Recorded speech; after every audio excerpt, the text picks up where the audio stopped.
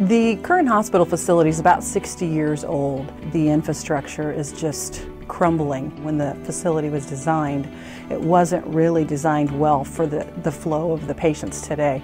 Early indications were that if the hospital did not build a new facility, there was a very good likelihood that within 5 years they would probably have to close their doors. It was going to be too costly to renovate the present building, so we might have lost our hospital. The economic impact that Memorial Hospital plays in our county is tremendous. We are actually the second largest employer in the county. We have 244 employees with an annual payroll of about $7 million, so it would have a huge economic impact on our local community. The hospital is very vital, not only for the patient use, but also the employment. And so the way our hospital was built and designed architecturally was very outdated. It was a sensible decision for them to attempt to build a new building that has all the modern conveniences and is much more architecturally functional for the way healthcare is done now. And so many of us went out on a search for where is funding available, and we discovered from the city's perspective that the best option for us to provide the water and sewer was to go with the USDA Rural Development Red Lake program. We started looking at funding. Honestly, we really didn't know about this type of project through the local co-op.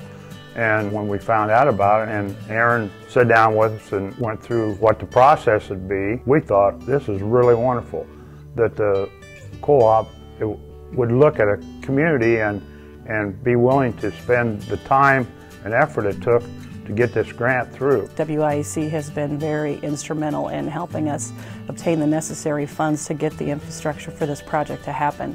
Without this money, obviously the city would have had a long road ahead of them trying to access the funds to do this project. We're a very small co-op. We serve 3,500 customers, about 1,300 mile of line. We feel like we offer very good customer service, and it's very satisfying to work for the co-op and work for the members.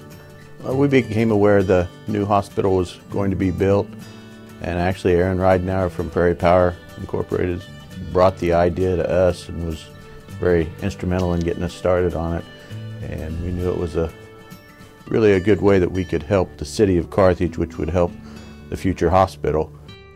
The city was basically short of funding. They didn't want to increase the tax rate, and they didn't qualify for any funding programs through the state of Illinois. We sat down with representatives of Western Illinois Electrical Co-op, with the city, with the hospital, and put together an application where the funding would actually go to the city for extension of the utilities to the site of the new hospital.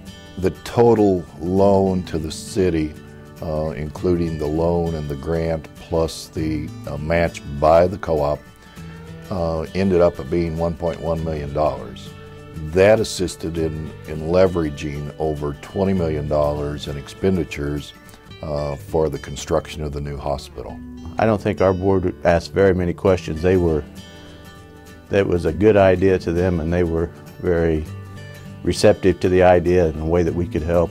Once we became aware of those opportunities, we were full speed ahead. We were very excited to be able to help plan and provide the necessary funding for a project like this.